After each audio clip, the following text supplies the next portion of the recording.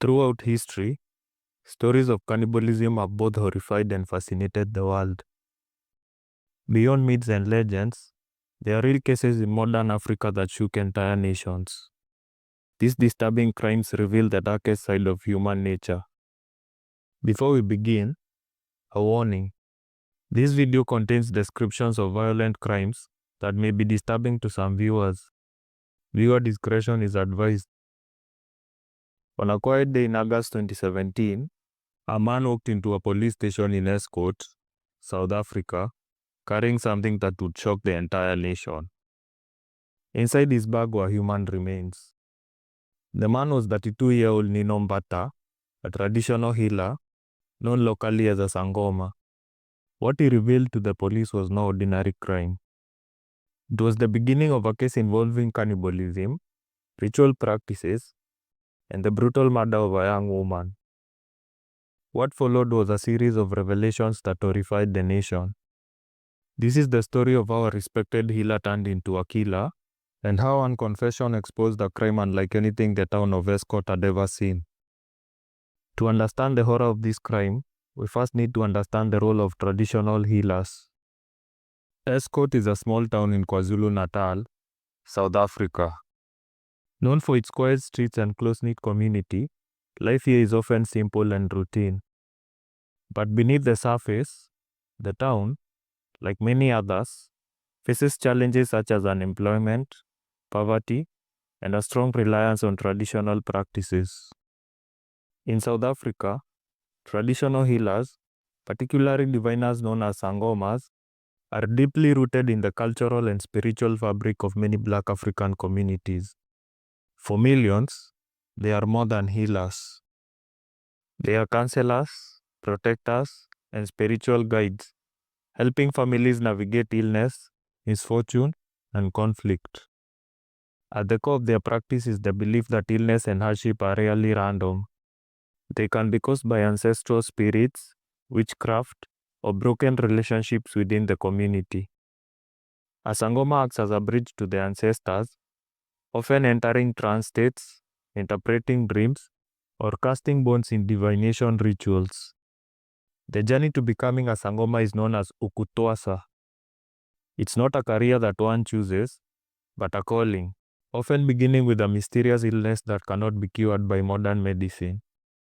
A trainee undergoes years of apprenticeship, learning ritual, humility, and the preparation of muti, or healing medicine. The goal is always holistic care, treating the body, mind, and spirit together. But despite their central role, traditional healers operate in a world of tension and complexity. South Africans often practice what's called medical pluralism, moving between Western-trained doctors and traditional healers for care. Yet, this coexistence is uneasy. Some biomedical practitioners question the safety and legitimacy of traditional practices, and the unregulated nature of the industry leaves room for exploitation. While most Sangomas uphold cultural values and healing traditions, there is a darker side that has cast a shadow over the practice. Ritual murders, or what is sometimes called muti killings. In these rare but shocking cases, individuals are killed so that their bodies can be used in concoctions believed to bring wealth, power, or protection. Legitimate healers strongly condemn these acts, denouncing them as crimes committed by frauds and exploiters. It was within this complex environment, where cultural reverence, economic hardship, and dangerous exploitation intersect, that a man named Nino Mbatha would emerge. Trained as a Sangoma but widely seen as unstable and dangerous, Mbatha would twist the traditions of healing into something horrifying. Little is known about his personal life, early years, or family before 2017. Public records and news reports focus primarily on the crimes he committed, rather than his upbringing or personal history. His life prior to the events that brought him notoriety remains largely a mystery. What is known is that Mbatha lived in Estcourt and worked as a traditional healer. In communities like Estcourt, Sangomas are respected and trusted figures. Mbatha's role as a healer was central to his identity, but later also became linked to the act that would shock the nation. By 2017, he was 32 years old, and those who knew him described him as a man whose mental stability was questionable. He did not commit his crimes alone. He carried out the acts with an accomplice, Lungisani Magubane, whose involvement was central to the tragic events that unfolded. Magubane was a resident of the same community in Estcourt, KwaZulu-Natal. Unlike Mbatha, who held the role of a traditional healer, his background is less well documented.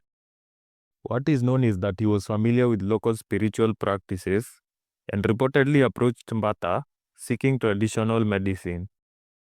His life before the crime was largely ordinary, with little publicly recorded about his upbringing, family, or personal history. He was a similar age to Mbatha and shared connections within the local community, which allowed him to operate alongside Mbatha in planning and carrying out their actions. Their relationship, as revealed during trial, was not one of friendship or mutual respect, but rather a transactional arrangement. While Mbatha was the figure of spiritual authority, Magubane's role was that of an accomplice who assisted in executing the plans. Together, their partnership combined knowledge of traditional practices with opportunity, setting the stage for the shocking events that would soon bring them to the attention of law enforcement and the media. In early 2017, Magubane approached Mbatha, seeking assistance to improve his luck, find work, and become more attractive to women. This was a common practice in many South African communities, but Magubane's request would intersect with Mbatha's corrupt interpretation of traditional practices. Mbatha told Magubane that the ancestors required blood to be spilled for the traditional medicine to work. He explicitly instructed Magubane that he needed to bring him a woman or a child for this purpose. This was a deliberate perversion of traditional healing practices, and such instructions are explicitly condemned by legitimate sangomas. Throughout the months that followed, Mbatha and Magubane met multiple times to plan and discuss the preparation of the ritual. Their conversations were discreet and calculated, designed to maintain the appearance of legitimate spiritual guidance while setting the stage for more extreme actions. Mbatha's authority as a sangoma allowed him to exert influence over Magubane, who was eager for the promised good fortune. These events, occurring primarily between February and July 2017, gradually escalated tensions and expectations, creating the circumstances that would ultimately lead to the shocking outcomes later that year. On August 18, 2017, Nino Mbatha walked into the Estcourt police station. What he said and what followed was as horrifying as it was bizarre. Mbatha told officers that he was a traditional healer who needed help because he was tired of eating human flesh. Initially, police officers did not believe his claim, assuming he was mentally unstable. To prove his statement, Mbatha took out a bag and produced a human hand and a leg, placing them on the police counter. He was carrying a pink school bag containing human body parts, causing panic among those who were present in the station, many of whom fled in horror. The horrifying display convinced the officers of the gravity of the situation, and an investigation was immediately launched. After his confession, he led officers to a small house he had been renting on the outskirts of Estcourt. What they found inside was beyond anything they had imagined. The moment the police entered, they were overwhelmed by the smell of decay. The stench was so strong that the neighbors had already complained about it to the landlord. Inside, the house was filthy, cluttered, and chaotic, but the true horror lay in the objects scattered across the room. On the stove was a pot containing a human ear, slowly boiling. Nearby, a plastic bucket held what appeared to be human intestines. On the floor sat a dish with a severed ear, placed upon it as if it were food. In one corner, officers discovered a suitcase stuffed with dismembered body parts. Torn and bloodied clothing was also found, covered in dust and grass, mixed in among the remains. Forensic experts immediately took control of the scene. Every item was photographed in place before being moved. Body parts were catalogued and sealed in evidence bags, each marked carefully to preserve the chain of custody. Samples of blood and tissues were taken for analysis, while swabs were lifted from surfaces to detect traces of DNA or fluid that could reveal more about what had taken place in the house. Toxicology reports were also ordered to establish whether drugs, alcohol, or poisons had been used to incapacitate the victim before death. The organs found in containers were examined to determine how long they had been preserved and whether they were intended for consumption or ritual purposes. The forensic team also studied the tools and containers scattered around the house. Knives, buckets, and cooking utensils were tested for fingerprints, blood traces, and tissue samples. Even the clothing recovered from the scene was analyzed for fiber pattern, blood spatter, and soil residue, which helped investigators reconstruct how the body had been handled. The overpowering smell indicated that the remains had been kept for several days in open containers. Neighbors who had noticed the odor were later interviewed, helping the investigators establish a timeline of when the house began to give off the unmistakable stench of decomposing flesh. The investigation did not stop inside the house. In a nearby field, investigators uncovered the main portion of the body, severely mutilated and beheaded, buried beneath the soil. Forensic teams carefully excavated the remains, documenting the location and positioning to preserve evidence of how the body had been concealed. DNA testing was crucial in confirming the victim's identity. By the time the forensic process was complete, investigators had a grim record of what had occurred. For the people of Estcourt, the revelation was devastating. A single house had concealed acts so shocking that the town struggled to comprehend the scale of the crimes.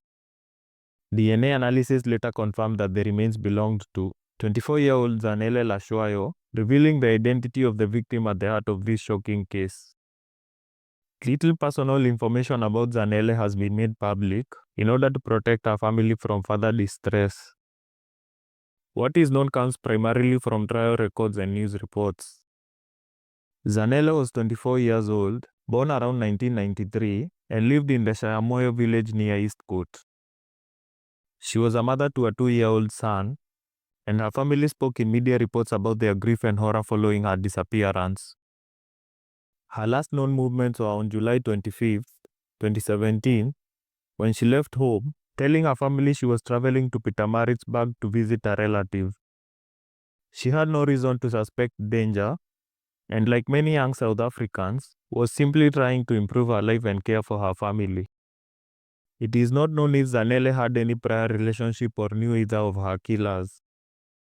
Her paths crossed with them because of Magubane's desire to obtain traditional medicine from Mbatha.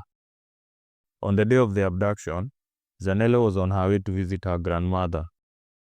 She had been drinking and was in a vulnerable state when Magubane and Lamula intercepted her. They lured her into their car under false pretenses. She did not know either of the men and had no reason to suspect the deadly plan that awaited her. The men drove her to Mbatha's house in an area near Estcourt. It was there, inside the small house, that the murder took place. Mbatha was present and directly assisted in the killing. Her throat was slit and she was beheaded.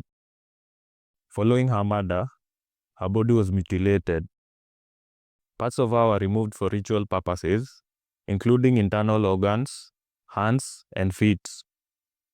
Court testimony later revealed that she had been sexually assaulted prior to her death.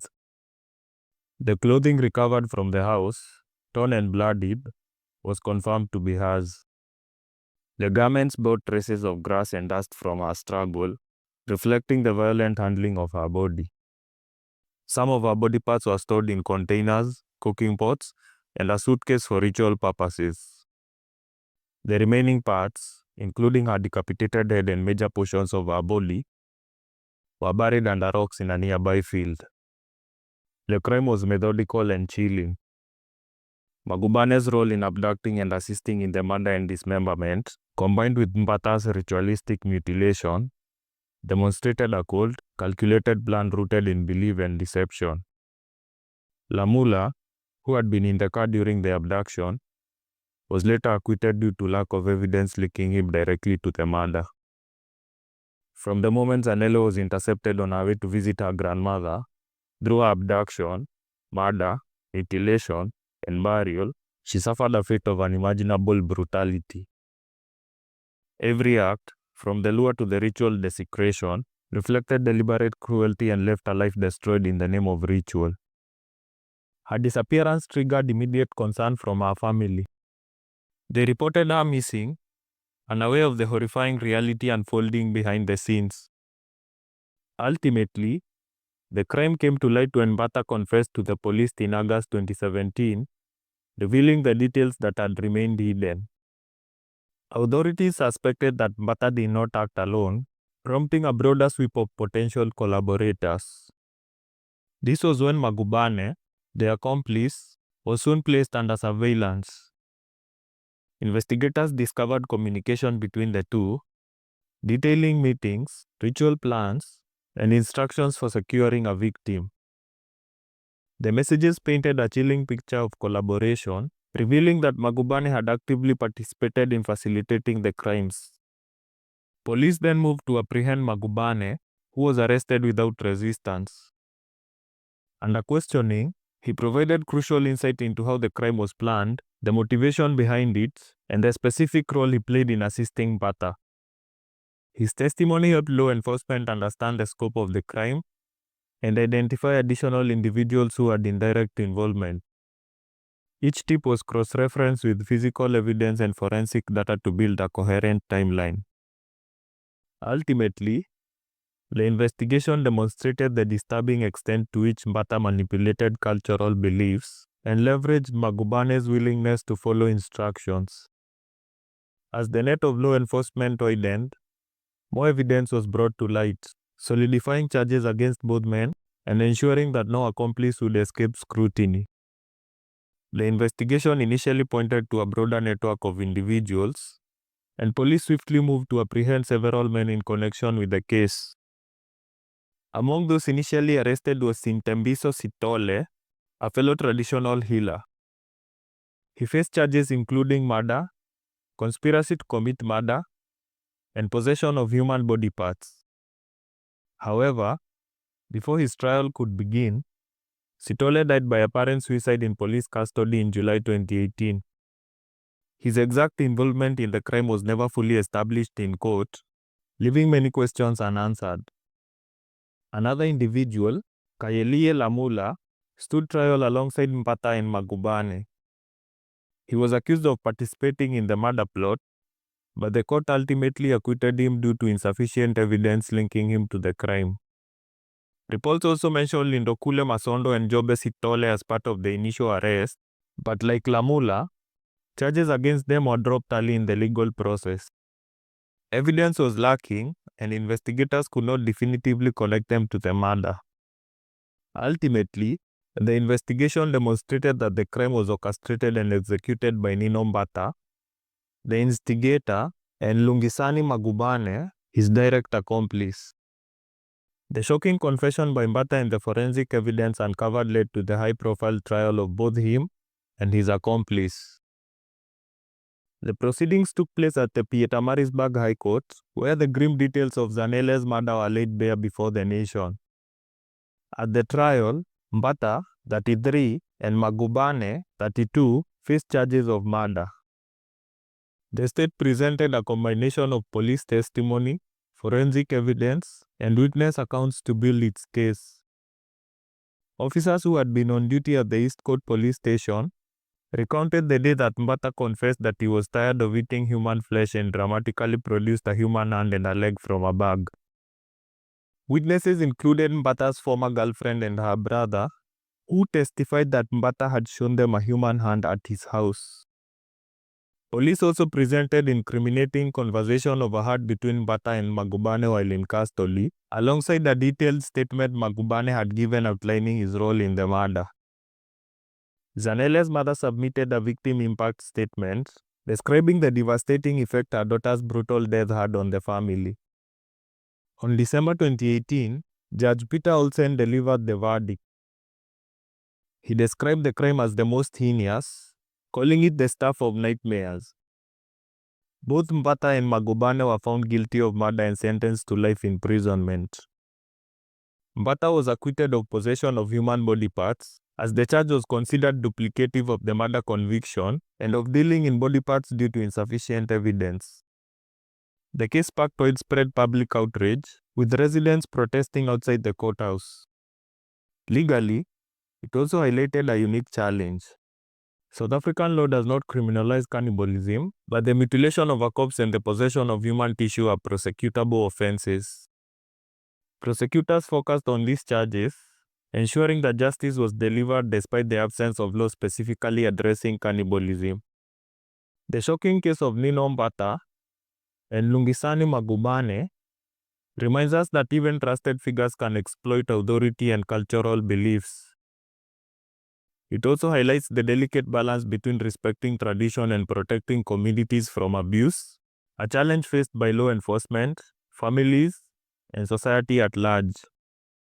For the people of Estcourt and the family of Zanele, justice was served through the courts, but the emotional scars remain, a stark reminder of how deeply such crimes can affect a community. Ultimately, this case stands as a chilling testament to the dangers of manipulation and the importance of vigilance, awareness, and accountability in safeguarding human life. The victim, Zanele Latswayo, was a young mother whose life was taken in the most brutal way.